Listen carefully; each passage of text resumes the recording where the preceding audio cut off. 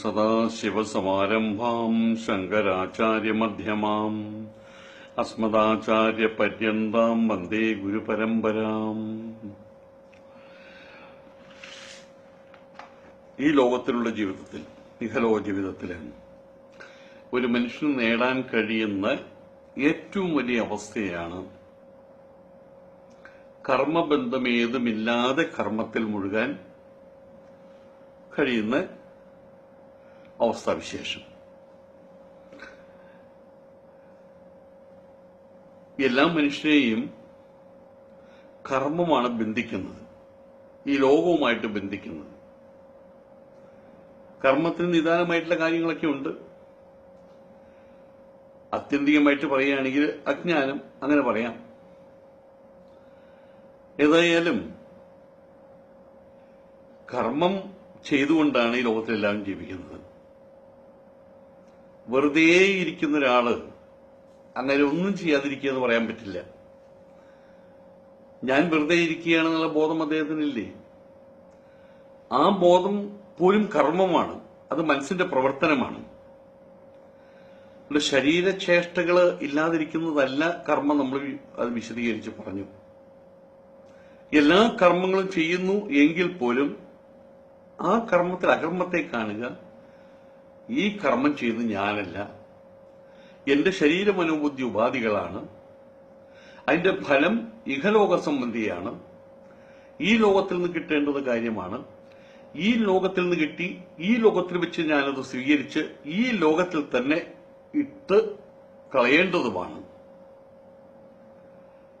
അവസാനം ഭൂതാലയത്തെ, യമാലയത്തെ പ്രാപിക്കുന്നു, മറ്റൊരു ജന്മമായിട്ട് തിരിച്ചു വരുന്നു, വീണ്ടും ഈ സംസാരത്തിലേക്ക്. ആ ഒരു ചക്രം നിലയ്ക്കുകയാണ്. അതാണ് കർമ്മബന്ധമേതും ഇല്ലാത്ത കർമ്മത്തിൽ മുഴുകല്. ഇങ്ങനൊരു അവസ്ഥ എങ്ങനെയാണ് നമുക്ക് ഇഹലോകത്തിൽ സമ്പാദിച്ചെടുക്കാൻ കഴിയുക എന്നുള്ളതാണ് അടുത്ത ചോദ്യം. തത് ഏതത് വിശിഷ്ടം ജ്ഞാനം തർഹി ക്രേന പ്രാപ്യതേ ഇത് ഉച്യതേ. കേന, എങ്ങനെയാണ്? ഇത് വിശിഷ്ടമായിട്ടുള്ള ജ്ഞാനമാണ്. ഈ പറഞ്ഞ വിശിഷ്ടമായിട്ടുള്ള സ്ഥാനത്തെ അഥവാ ജ്ഞാനത്തെ ഏത് വിധമാണ് പ്രാപിക്കേണ്ടത്? കേന പ്രാപ്യതേ, ഇതാണ് ഇനി പറയാൻ പോകുന്നത്. ഇക്കാര്യം പറയുകയാണ് ഭഗവാൻ അടുത്ത ശ്ലോകത്തിൽ. ശ്ലോകം 34. ഇത് വളരെ പ്രശസ്തമായിട്ടുള്ള ശ്ലോകമാണ്. ഒരുപാട് ആളുകൾ തങ്ങളുടെ സത്സംഗങ്ങളിലും ഒക്കെ ഈ ശ്ലോകത്തെ വർണ്ണിക്കാറുണ്ട്, ചൊല്ലാറുണ്ട്.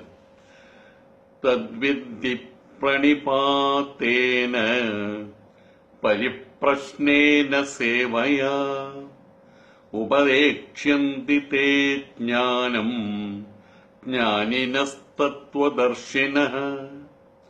തത് വിദ്ധി പ്രണിപാതേന പരിപ്രശ്നേന സേവയാ ഉപദേക്ഷ്യന്തി തേ ജ്ഞാനം ജ്ഞാനിനഃ തത്വദർശിനഃ. പ്രണിപാതേന, സാഷ്ടാംഗ നമസ്കാരം.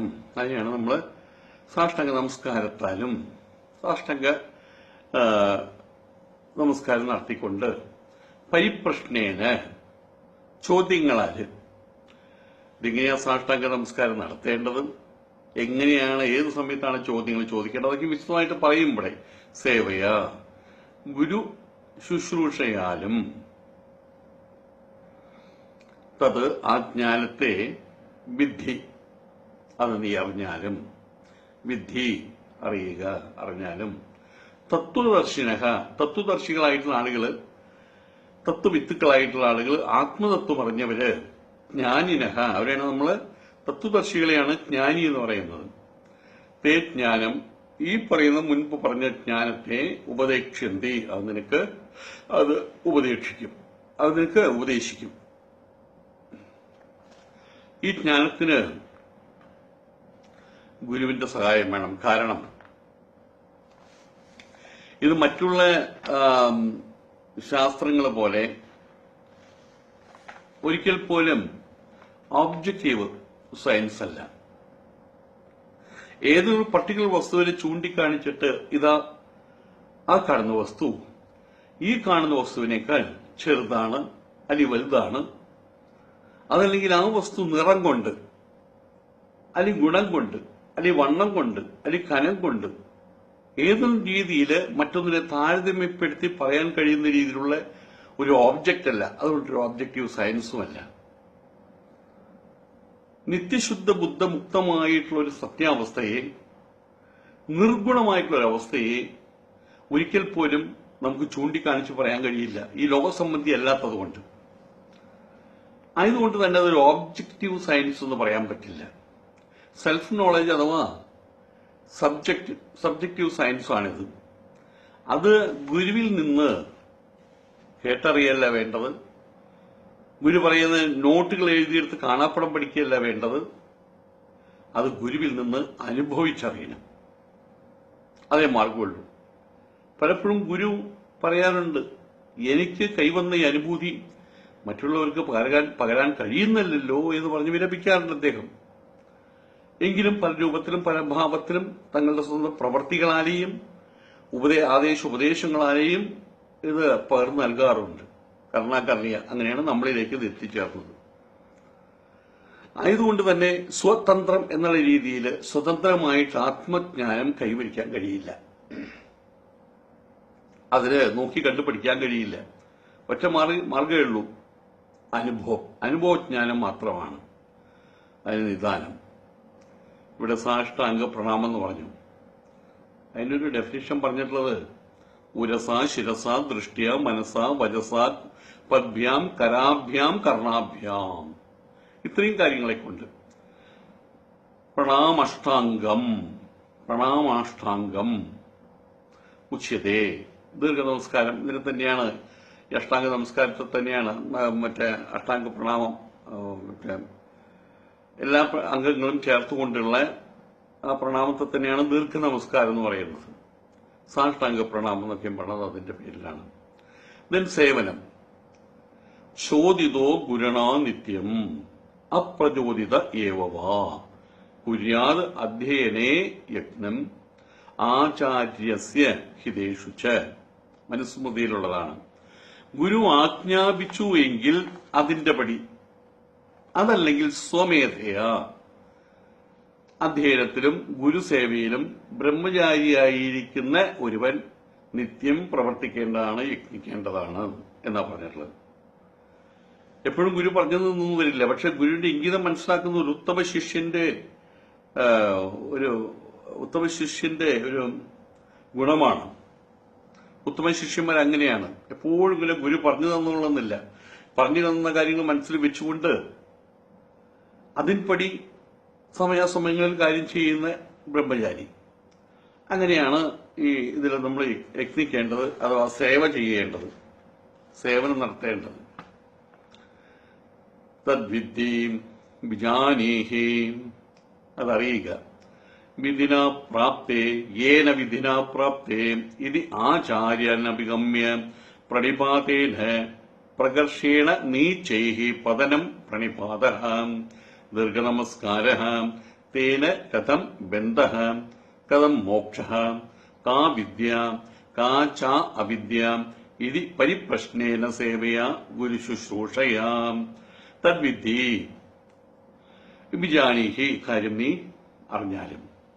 ഏന വിധിന, ഏതൊരു വഴിയിലൂടെയാണ് ഈ ജ്ഞാനം, ഏതൊരു വിധിയാലാണ് നമ്മൾ പ്രാപിക്കേണ്ടത്. ഏന വിധിന പ്രാപ്തേ ഇതി, ആദ്യമായിട്ട് ആചാര്യാൻ അഭിഗമ്യ, ആദ്യമായിട്ട് ആചാര്യ സമക്ഷത്തിൽ നമ്മൾ ചെല്ലണം.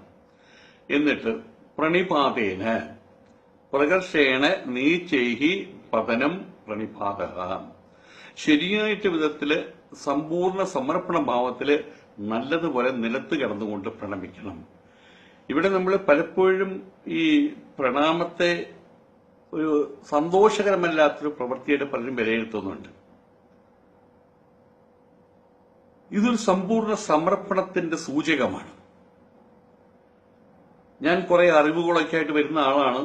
ഒരു അല്പം ചില കാര്യങ്ങൾ അങ്ങയിൽ നിന്ന് പഠിക്കാനുണ്ട്, അപ്പൊ ഒന്ന് പഠിപ്പിച്ചുകൂടെ, എത്ര ഫീസ് എന്ന് ചോദിക്കുന്നതല്ല. അവിടെ സ്വയം സമിത്താവുകയാണ്. ശ്രോത്രിയനും ബ്രഹ്മനിഷ്ഠനുമായിട്ടുള്ള ഒരു ഗുരുവിനെ സമീപിക്കുമ്പോൾ കാര്യങ്ങൾ അറിയുകയും അത് ആചരിക്കുകയും അതിൽ മുഴുകി ജീവിക്കുന്നതുമായിട്ടുള്ള ശ്രോത്രിയനും ബ്രഹ്മനിഷ്ഠനുമായിട്ടുള്ള ഗുരുവിനെ സമീപിക്കുമ്പോൾ എന്താണ്? സമിത്പാണിയായിട്ട് വേണം സമീപിക്കാൻ. ഈ സമിത്ത് എന്ന് പറയുന്നത് അവനവൻ തന്നെയാണ്. ഉണക്കവിറക്. എന്റെ ഈ ശരീര മനോബുദ്ധി ഉപാധികളില് രാഗദ്വേഷങ്ങളൊന്നുമില്ല. ഈ കാണുന്നതും കേൾക്കുന്നതുമായിട്ടുള്ള ലോകത്തിൽ നിന്നുള്ള പിടിച്ചുവാങ്ങലിനുള്ള ത്വര അവസാനിച്ചു കഴിഞ്ഞു. ഇതൊരു ഉണക്കക്കൊള്ളിയാണ്. അത് ഞാൻ അങ്ങേക്ക് സമർപ്പിക്കുന്നു.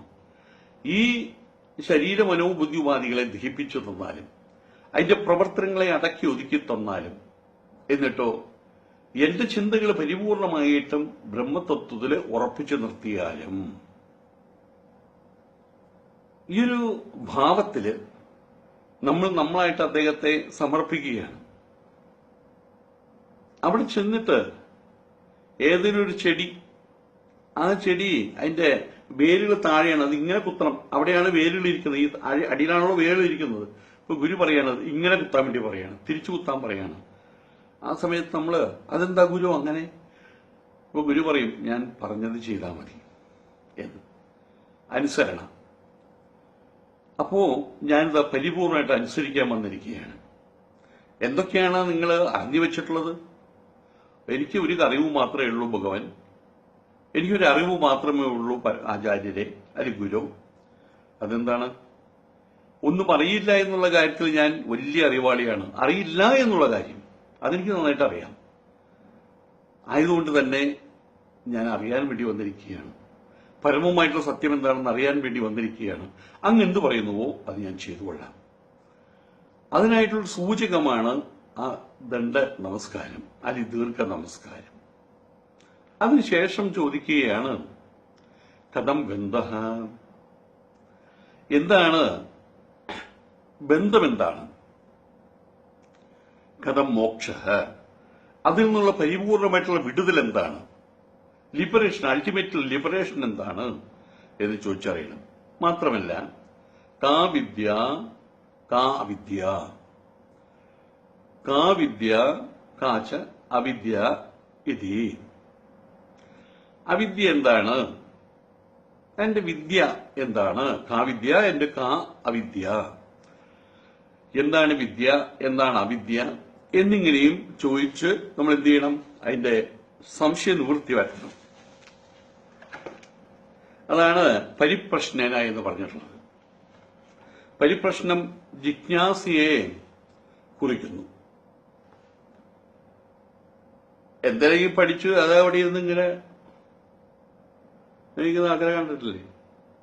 അച്ഛൻ പറഞ്ഞതിന്റെ പേരിൽ, അമ്മ പറഞ്ഞതിന്റെ പേരിൽ ഇലക്ട്രോണിക്സ് പഠിക്കാൻ പോയത്, അല്ലെങ്കിൽ മറ്റെന്തിനും പഠിക്കാൻ പോയത്. ഇങ്ങനെ അതിന് താല്പര്യമില്ല. അമ്മയ്ക്കും അച്ഛനും മോനെ യേശുദാസാക്കണം. അവിടെ പോയിരുന്ന് രാഗവിസ്താരം നടത്തുന്നു, അദ്ദേഹം മറ്റേ പരീക്ഷകൾ ചെല്ലുന്നു, നോക്കിയിരിക്കുന്നു. എന്തോന്ന് അതങ്ങനെയല്ല. അപ്പൊ അയാളെ സംബന്ധിച്ചിടത്തോളം അയാൾക്ക് ആരും സംശയം ഉണ്ടാവില്ല. സംശയ നിവർത്തിക്ക് വന്നിട്ട ഇരിപ്പ്. ഇവിടെ അതല്ല സ്ഥിതി. അദ്ദേഹം വിദ്യാഭ്യസനിയാണ്. അദ്ദേഹത്തിന് ആ കാര്യത്തെ അറിയണം. അത് ജിജ്ഞാസുവാണ്. ആ ജിജ്ഞാസ കൊണ്ടാണ് അവിടെ വന്നിട്ടുള്ളത്. അതുകൊണ്ടാണ് എപ്പോഴെങ്കിലും ഗുരുവിന്റെ ആദേശോപദേശങ്ങൾക്കകത്ത് എപ്പോഴെങ്കിലും ഏതെങ്കിലും വിധത്തിലുള്ള സംശയം വന്നാൽ ആ സംശയം മനസ്സിൽ വെച്ച് സമയമാകുമ്പോൾ ചോദിക്കുന്നത്. അതുകൊണ്ടാണ് അതിനാണ് പരിപ്രശ്നം എന്ന് പറയുന്നത്. പരിപ്രശ്നേന, വേണ്ടുന്ന പോലെ സംശയ നിവൃത്തി വരുത്തിക്കൊണ്ട് എന്നർത്ഥം മതി.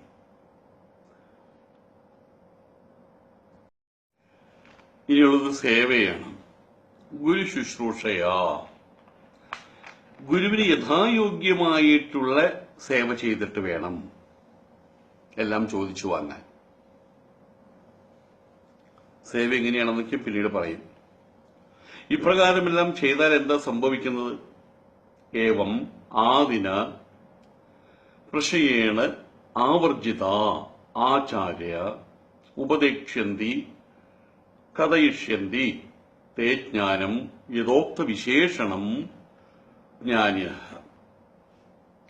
ഇപ്രകാരമെല്ലാം ഗുരു ശുശ്രൂഷയാല് വിനയത്താല് കാര്യങ്ങൾ ചെയ്യുന്നതാകയാൽ ആ പ്രവൃത്തിയിൽ പ്രസന്നചിത്തരാകുന്നു ആര്? തത്വദർശികൾ. പ്രസന്നചിത്രം ഇത് കൊടുത്തു കഴിഞ്ഞാൽ അത് ഉപയോഗിക്കും അയാള്. അല്ലാണ്ട് ദക്ഷിണ കൂടുതൽ കിട്ടിയ വലിയ സന്തോഷം, പിന്നെ ആ വീട്ടിൽ തന്നെ ഇരിപ്പാകും. ദക്ഷിണ കിട്ടുന്ന വീട്ടില്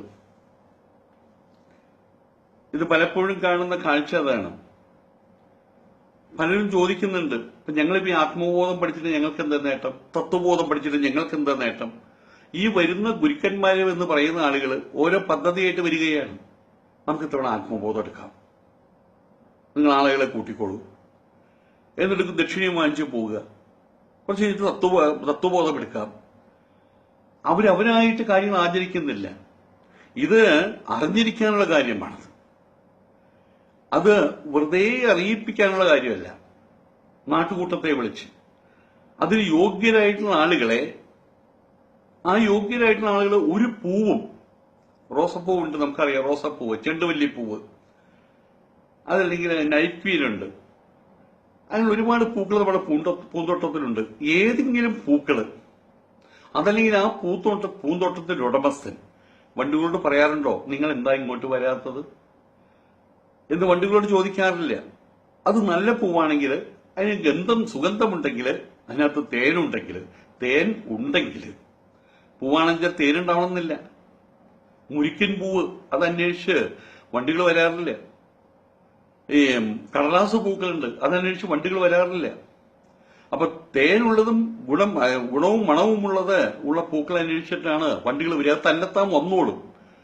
ഇപ്പൊ സ്ഥിതി അതല്ല. എവിടെയെങ്കിലും 2-3 പാവങ്ങളെ കയ്യിൽ കിട്ടിക്കഴിഞ്ഞാൽ അവരെ വെച്ച് നമുക്ക് തത്വബോധം എടുക്കാം. ആൾക്കാരെ കൂട്ടിക്കോളൂ. ആൾക്കാർ പറഞ്ഞ എന്താ ആൾക്കാർ പറഞ്ഞെന്നുള്ളതല്ല, ഇങ്ങനെ ആൾക്കാർ വന്നുള്ളൂ എന്നുവെച്ചാൽ എന്റെ ദക്ഷിണയുടെ കാര്യം എന്താ ദൈവമേ, ഇതാണ് ചോദ്യം. അപ്പോൾ ഇവിടെ ആചാര്യന്മാര് അവര് നിലനിർത്തുകയാണ്. അവരെ സംബന്ധിച്ചിടത്തോളം പ്രസന്നചിത്തരാകുന്നത് ഒരു രാമകൃഷ്ണദേവൻ വിവേകാനന്ദന്റെ സാന്നിധ്യം കൊണ്ട് തന്നെ പ്രസന്നചിത്തനാണ്. താൻ കൊടുക്കുന്ന കാര്യങ്ങള് അത് മനസ്സിൽ ഏറ്റുവെക്കുന്നു, നചികേതസിനെ പോലെ. അതിന്റെ എത്രയോ ഇരട്ടിയായിട്ട് ഈ സമൂഹത്തിൽ വേണ്ടുന്നവർക്ക് അത് പകർന്നു നൽകുന്നു. അത് ഇയാൾക്ക് കഴിയും. ഉത്തമ ശിഷ്യനാണ്. പറഞ്ഞ കാര്യങ്ങൾ അതുപോലെ ചെയ്യുന്നുണ്ട്. പിറ്റേ ദിവസം നോക്കുമ്പോൾ തന്റെ ഇംഗിതം പറഞ്ഞ് ആ പറഞ്ഞ കാര്യങ്ങൾ വീണ്ടും ആവർത്തിച്ചിട്ടുണ്ട്. ഇയാൾ കൊള്ളാം, ഗുണമുള്ളവനാണ്. ആ ഒരു ധാരണയിലാണ് പ്രസന്നചിത്തനാകുന്നത്. പ്രഹസന് ശ്രീകൃഷ്ണൻ യുദ്ധക്കളത്തിൽ വെച്ച് ചിരിക്കുന്ന പോലെ ചിരിച്ചു. കാരണം എന്താണ്? ഒരു സറണ്ടറിങ് അവിടെ നടന്നു. കാർപ്പണ്യദോഷോ ഭഗത സ്വഭാവ പൃച്ഛാമി ത്വാം ധർമ്മ സമ്മൂഢചേതാഹ യത് ശ്രേയസ് തത് നിശ്ചിതം ബ്രൂഹി തന്മേ തത് മേ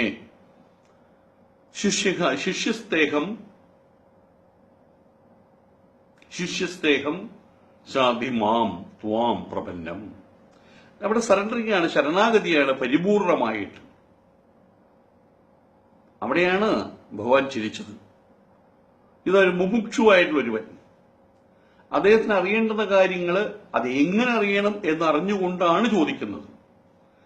ഞാൻ കൃമണന്റെ ദോഷമുള്ളവനാണ്, കാർപ്പണ്യ ദോഷമുള്ളവനാണ്, എനിക്ക് എന്ത് ചെയ്യണമെന്ന് അറിയില്ല. ആയതുകൊണ്ട് തന്നെ ആ സത്യം എന്നെ അറിയിക്കുക, എങ്ങനെയാണ് ഞാൻ മുന്നോട്ട് പോകേണ്ടത്, അതിനായിട്ട് പരിപൂർണമായിട്ട് ഞാനിതാ അങ്ങയുടെ മുമ്പിൽ സറണ്ടർ ചെയ്യുന്നു, സാഷ്ടാംഗ നമസ്കാരം നടത്തുന്നു. ഇത്രയും ആയപ്പോഴാണ് ഈ ജ്ഞാനം ഭരിക്കുന്നത്. സുവർണമയമായിട്ടുള്ള പാത്രമാണെങ്കിൽ ദ്വാരമുണ്ടെങ്കിൽ പോയി. ദ്വാരമൊന്നുമില്ല, ഉറപ്പുള്ള പാത്രമാണ്. പക്ഷേ അത് ശുനകന്റെ തുകലാണെങ്കിലോ അപ്പോഴും പോയി. അതുകൊണ്ട് ഒട്ടും ദ്വാരമില്ലാത്തതും തിളങ്ങുന്ന സുവർണമയമായിട്ടുള്ള പാത്രം, അതാണ് ആ മനസ്സ്. അവിടേക്ക് വേണം ഇത് പകർന്നു കൊടുക്കാൻ. അങ്ങനൊരു പാത്രത്തെ കണ്ടുമുട്ടിക്കഴിഞ്ഞാൽ പ്രസന്നചിത്തനാകുന്നു ഗുരു. ഞാൻ അങ്ങനെയുള്ള ഒരാളാണ് തെളിയിക്കാനുള്ള ഏറ്റവും നല്ല മാർഗമാണ് ഗുരു ശുശ്രൂഷ, വിനയത്തോടുകൂടി സേവ, പരിപ്രശ്നം എന്നിത്യാദി കാര്യങ്ങൾ സമയാസമയം നോക്കിയിട്ട്. അപ്പോഴാണ് ഗുരു പ്രസന്നചിത്തനാകുന്നത്. അങ്ങനെയുള്ള ഗുരുവാണ് നിനക്ക് ജ്ഞാനത്തെ പകർന്നു തരുന്നത് എന്ന് സാരം. ജ്ഞാനവന്തഃ അപി കേചിത് യഥാവത് തത്വദർശനശീലാം അപരേ ന അധഃ വിശിനഷ്ടേം തത്വദർശിന ഇതി. ജ്ഞാനികളാണ് എങ്കിലും ചിലർക്ക് മാത്രമേ സ്വാനുഭവം ഉണ്ടാവുള്ളൂ. അവരെയാണ് നമ്മൾ തത്വദർശികളെന്ന് വിളിച്ചു പറയുന്നത്. ജ്ഞാനികളെല്ലാവരും തത്വദർശികളാകണമെന്നില്ല. അതിനാലാണ് തത്വദർശികളെന്ന് എടുത്തു പറഞ്ഞത്. തത്വം ഉപദേശിക്കാൻ വരുന്ന ആളുകള് സർവദാ യോഗ്യന്മാര്, അവര് തത്വദർശികളാണ്. തത്വം സാക്ഷാത്കരിച്ച് അനുഭവിക്കുന്നവരാണ് തത്വദർശികൾ അഥവാ ബ്രഹ്മനിഷ്ഠന്മാര്. അവരെ സംബന്ധിച്ചിടത്തോളം അവരുടെ മുഖത്തെ അതിന് വേവലാതി ഉണ്ടാവില്ല. സത്യസന്ധന്മാരായതുകൊണ്ട് അവർ പല കാര്യങ്ങളിൽ നിന്നും മാറി നടക്കാറുണ്ട്. കാരണം സംസാരത്തിലുള്ള അലങ്കോലം അതവരെ പലപ്പോഴും ബുദ്ധിമുട്ടിക്കാറുണ്ട്. അപ്പോൾ വേണ്ട ബൈ എന്നും പറഞ്ഞ് അവരുടെ ലോകത്തിലേക്ക് മടങ്ങി പോകാറുണ്ട്. കാരണം അവര് ബ്രഹ്മനിഷ്ഠന്മാരാണ്, അവർ ബ്രഹ്മചാരികളാണ്, നൈഷ്ഠിക ബ്രഹ്മചാരികളാണ്, നിഷ്ഠയോടുകൂടിയിരിക്കുന്ന ആളുകളാണ്. അവരെ സംബന്ധിച്ചിടത്തോളം എവിടെ ഇരുന്നാലും അവർക്ക് പ്രശ്നമില്ല എങ്കിൽ പോലും എന്താ ഇയാൾ ഇങ്ങനെ ഇരിക്കുന്നതെന്ന് മറ്റുള്ളവർക്ക് തോന്നുന്ന ഗതികേട് വരരുത്. അതുകൊണ്ട് അവർ മാറിയിരിക്കുന്നു, അത്രമാത്രം. അവര് ചുറ്റും ലോകം മുഴുവൻ വന്നു നിന്നാലും അവരുടെ ബ്രഹ്മചര്യത്തിന്, ബ്രഹ്മചിന്തയ്ക്ക്, ബ്രഹ്മനിഷ്ഠയ്ക്ക് ഒരു കോട്ടവും സംഭവിക്കാൻ പോകില്ല എന്നുള്ളത് വേറൊരു കാര്യം. ജ്ഞാനത്തെ പരോക്ഷജ്ഞാനമെന്നും അപരോക്ഷജ്ഞാനമെന്നും വിഭജിക്കാൻ കഴിയും. നമ്മള് കമ്പ്യൂട്ടറിനകത്ത് ഒരു ശ്ലോകം ചൊല്ലിവെക്കുകയാണ്. നരൂപമസ്യേകതോപലഭ്യതേ നാന്തോ നചാതിർന ച സംപ്രതിഷ്ഠ അശ്വത്ഥമേനം സുവിരൂഢമൂലം അസംഗശസ്ത്രേണ ദൃഢേന ചിത്വാ. ഇത് കഴിഞ്ഞ് ഒരു മാസം കഴിഞ്ഞിട്ട് നമ്മൾ ചുറ്റമർത്തിയാൽ അത് അതേപോലെ തന്നെ നരൂപമസ്യേകതോപലഭ്യത അതുപോലെ. അതിന് ചുമയും കൊരയോ അതിന് സംസാരിക്കുന്ന സമയത്ത് രൂപമസ്യേക എന്നൊന്നും വരില്ല. പറയുന്നത് ചിലപ്പോൾ ഒന്നും വരും. നമ്മൾ എന്ത് പറഞ്ഞു കൊടുക്കുന്നുവോ അത് അതുപോലെ തിരിച്ചു പറഞ്ഞു തരും കമ്പ്യൂട്ടർ. കമ്പ്യൂട്ടറിനെ നമുക്ക് തത്വദർശി എന്ന് പറയാൻ പറ്റില്ല. ജ്ഞാനിയാണ് കമ്പ്യൂട്ടർ, വേണേ അങ്ങനെ പറയാം. സ്വിച്ച് അമർത്തിയ കാര്യങ്ങൾ പറഞ്ഞു തരുന്നുണ്ടല്ലോ.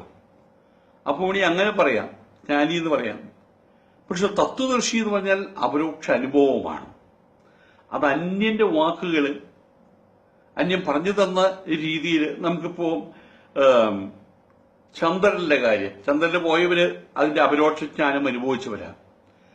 നമ്മളൊക്കെ പരോക്ഷജ്ഞാനം ബുക്കിൽ നോക്കി പഠിച്ചിട്ടേ ഉള്ളൂ. ചന്ദ്രന് പോയി എങ്ങനെയാണ് ചാടുമ്പോ കുറെ ഉയരും, അവിടെ കനം കുറവാണ് ശരീരത്തിന്, എന്നിത്യാദി കാര്യങ്ങളൊക്കെ കേട്ടറിവേ ഉള്ളൂ. നമുക്ക് അപരോക്ഷ അനുഭൂതിയല്ല. ഈ ജ്ഞാനവും കേട്ടറിവുണ്ട്. ഗീത 700 ശ്ലോകങ്ങൾ പഠിക്കാം. ഒരു മാസം തുടർച്ചയായിട്ട് ഇങ്ങനെ ദിവസവും കാലത്തും എന്തൊരു ഉരുവിട്ട് കഴിഞ്ഞാൽ ഒരു മാസം കഴിയുമ്പോൾ അത് കാണാപ്പാടം പഠിക്കാൻ പറ്റും. ഞാൻ കഴിഞ്ഞ 40 വർഷമായിട്ട് ദിവസവും കാലത്ത് ഗീത ചെല്ലാറുണ്ട്. അപ്പൊ അപ്പുറത്തിരുന്ന ആചാര്യൻ അയാൾ എന്ത് ചെയ്തെന്ന് അറിയാമോ? ഈ പറയുന്ന ആൾക്ക് കാണാതെ മറ്റുള്ളവരെ മുഖത്തുമായിട്ട് ഇങ്ങനെ കാണിച്ചു തരും.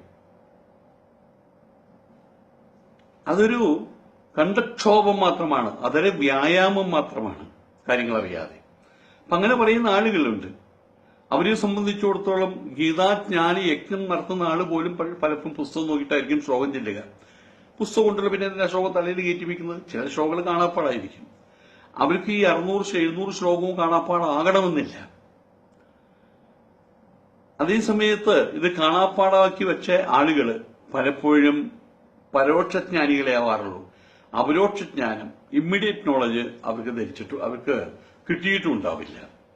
അതുകൊണ്ടാണ് ജ്ഞാനത്തെ പരോക്ഷമെന്നോ അപരോക്ഷമെന്നും വിലയിരുത്തിയിട്ടുള്ളത്. പരോക്ഷജ്ഞാനം എന്ന് പറഞ്ഞാൽ യുക്തിവിചാരം ചെയ്ത് സിദ്ധാന്തപരമായിട്ട് ബുദ്ധിക്കുണ്ടാകുന്ന വസ്തുബോധം, അതിനെയാണ് പരോക്ഷജ്ഞാനം എന്ന് പറയുന്നത്. ഈ ഗീത ഉദാഹരണമായിട്ട് എടുക്കുകയാണെങ്കിൽ ഗീതയിൽ എനിക്ക് യാതൊരു വിശ്വാസവും പക്ഷെ അത് ജ്ഞാനിയാണ്. ഗീത 700 ശ്ലോകങ്ങളും അറിയാം, അതിന്റെ അർത്ഥം പറയാനും അറിയാം. അവരെയാണ് നമ്മൾ ഒരർത്ഥത്തിൽ ശ്രോത്രിയന്മാരെന്ന് പറയുന്നത്. പഠിച്ചറിവ്, ഓത്ത്, പഞ്ചമേ മനുഷ്യമേ പ്രിയഞ്ചമേ രുകാമശമേ എന്നൊക്കെ പറയുന്നത് ചൊല്ലിപ്പോകും അവര്. 2 മണിക്കൂർ ഇരുന്നോടത്തിരുന്ന്. പകുതി ഉറക്കത്തിൽ വണ്ടി ഓടിക്കുന്ന പഞ്ചാബികളെ കുറിച്ച് കേട്ടിട്ടുണ്ട്. അവർ പകുതി ഉറക്കത്തിലായിരിക്കും. ഒരു കണ്ണുകൾ തുറന്നു വെച്ചിട്ടുണ്ടാവും, മറ്റേ കണ്ണോട് അടച്ചിട്ടുണ്ടാവും എന്ന് പറയുന്നു. ബാക്കിയൊന്നും എനിക്ക് അറിയില്ല, തമാശ പറയുന്നതായിരിക്കാം. ഇതുപോലെ എന്നും പറഞ്ഞുകൊണ്ട് പഞ്ചമേ മനുഷ്യമേ കാമശമേ മനുഷ്യമേ എന്ന് പറയുന്ന ആൾക്കാരുണ്ട്. ഓത്ത് ഇത് കഴിഞ്ഞാൽ കുലദക്ഷിണയും ചോറ്, മുക്കൂട്ട ചോറ് കിട്ടും, അതിനുവേണ്ടി മാത്രമായിട്ട് ചെല്ലുന്ന ആൾക്കാരുണ്ട്. അപ്പൊ അവരെ സംബന്ധിച്ചിടത്തോളം അവര് ഇനി മാത്രമല്ല ഇത് കാണാപ്പുറം പഠിക്കലില്ല, സിദ്ധാന്തപരമായിട്ട് ആ വസ്തുവിചാരം ചെയ്തുകൊണ്ട്, യുക്തിവിചാരം ചെയ്തുകൊണ്ട്, വസ്തുവിചാരം ചെയ്തുകൊണ്ടും സിദ്ധാന്തപരമായിട്ട് ബുദ്ധിക്കുണ്ടാകുന്ന അതൊരു ബുദ്ധിച്ചരക്കാണ്. എപ്പോ വന്നാലും എവിടെ വന്നാലും സ്റ്റേജിൽ കയറി കഴിഞ്ഞ് ഉജ്ജ്വലമായിട്ട് അദ്ദേഹം പ്രസംഗിച്ചു കളയും. പക്ഷെ അദ്ദേഹത്തിന് വസ്തുബോധമില്ല. ഒരിക്കൽ ഞാനിവിടെ ഈ അടുത്ത കാലത്ത് ഒരാള്, അയാളുടെ പേര് തന്നെ ഗുരു എന്നാണ്, ഗുരുവിന്റെ മൂർത്തി. അപ്പൊ അയാള് ഒരുപാട് ശ്ലോകങ്ങൾ ഉദ്ധരിക്കുന്നുണ്ട്. ഈ ശ്ലോകങ്ങൾ ഉദ്ധരിക്കുന്നത് എന്തിനു വേണ്ടിയിട്ടാ അറിയാമോ? ഒരു പ്രശസ്തനായിട്ടുള്ള സന്യാസി അദ്ദേഹത്തിന്റെ പ്രസ്ഥാനവുമായിട്ട് ഇണങ്ങിച്ചേർന്ന് പോകാത്തതുകൊണ്ട് അയാളെ കുറ്റപ്പെടുത്താൻ വേണ്ടിയിട്ട് ശ്ലോകത്തിലെ മന്ത്രങ്ങൾ ഉച്ചരിക്കുന്നത്. അയാളെ കുറ്റപ്പെടുത്താൻ വേണ്ടിയിട്ടാണ് തന്റെ പാണ്ഡിത്യത്തിന്റെ പ്രകടനം, പാണ്ഡിത്യ വിസർജനം നടത്തിക്കൊണ്ടിരിക്കുന്നത് സ്റ്റേജിൽ വെച്ചിട്ട്. അപ്പൊ അവരൊക്കെയും അറിവുള്ളവരാണ്, പക്ഷേ ആ അറിവിന്റെ പേരിലുള്ള അപരോക്ഷ അനുഭൂതി ആ പാപത്തിന് കിട്ടിയിട്ടില്ല. ഇവരൊരു പരിധിവരെ ശ്രോത്രിയന്മാരെന്ന് ഉൾപ്പെടുത്താം. അതേ സമയത്ത് അതിന്റെ ഇമ്മീഡിയറ്റ് നോളജ് കരഗതമാക്കിയാലോ അവരാണ് ബ്രഹ്മനിഷ്ഠന്മാർ, അവരാണ് അപരോക്ഷജ്ഞാനികൾ. അപ്പോൾ ബ്രഹ്മനിഷ്ഠൻ ആകണമെങ്കിൽ ശ്രോത്രിയനാകണമെന്നില്ല, ആ അറിവ് തന്നെ ഉണ്ടായാൽ മതി. ശ്രോത്രിയനാണെങ്കിൽ അറിവുണ്ടാകണം, ഇത് കാണാപ്പുറം പഠിച്ചിരിക്കണം, അത് യുക്തിവിചാരം ചെയ്തിരിക്കണം, അത് പരിപൂർണമായിട്ട് സിദ്ധാന്തപരമായിട്ട് ബുദ്ധിയിൽ കയറ്റി വെക്കണം, അതിന് സിദ്ധാന്തങ്ങളും കാര്യങ്ങളും കയറ്റി വെക്കണം. അപ്പൊ അവരാണ് ശ്രോത്രിയന്മാരായിട്ടുള്ള ആളുകള്. അവർക്ക് ബ്രഹ്മനിഷ്ഠ ഉണ്ടാകണമെന്നില്ല. ഇത് രണ്ടുമുള്ള ആളുകളാണ് ഉത്തമന്മാര്. അപരോക്ഷജ്ഞാനം എന്ന് പറഞ്ഞാൽ ബുദ്ധിക്കുണ്ടാകുന്ന ഈ വസ്തുവിചാരം സ്വയം സാക്ഷാത്കരിക്കുകയും അത് അനുഭവിക്കുകയും ചെയ്യുന്നതാണ് അപരോക്ഷജ്ഞാനം. ഈ വസ്തുവിചാര സംബന്ധിയായിട്ടുള്ള അറിവ്, അതിന്റെ പേരുണ്ടാകുന്ന അറിവ്, അത് സ്വയം സാക്ഷാത്കരിച്ചെടുക്കുന്നു, അത് അനുഭവിക്കുകയും ചെയ്യുന്നു. അങ്ങനെയുള്ളതിനെയാണ് നമ്മൾ അപരോക്ഷജ്ഞാനം എന്ന് പറയുന്നത്. ഇവരെ നമ്മൾ ബ്രഹ്മനിഷ്ഠ, അവരെ നമ്മൾ ബ്രഹ്മനിഷ്ഠന്മാർ എന്ന് പറയാറുണ്ട്. ഓം പൂർണ്ണമദഃ പൂർണ്ണമിദം പൂർണ്ണാത് പൂർണ്ണമുദച്യതേ പൂർണ്ണസ്യ പൂർണ്ണമാദായ പൂർണ്ണമേവാവശിഷ്യതേ. ഓം ശാന്തി ശാന്തി ശാന്തി. ഓം ശ്രീ ഗുരുഭ്യോ നമഃ. ഹരി ഓം.